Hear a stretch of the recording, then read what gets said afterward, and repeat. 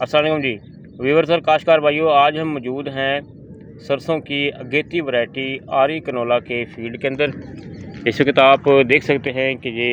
जो फसल है इस वक्त फलियों से भरपूर है, अपनी मैच्योरिटी की तरफ जो है गामजन है। ये आप इसकी फलियां भी देख सकते हैं। तो आज हमारा अपने काश्तकारों से ये सवाल है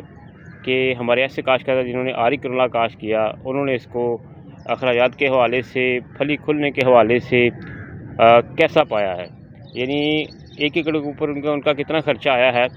और अगर वो हार्वेस्ट कर चुके हैं तो कितनी उनकी यील्ड आ चुकी है, कितनी पैदावार ले चुके हैं, या फिर उसके अलावा जो है वो हमें ये बताएं कि उनकी फील्ड की क्या सूरत हाल है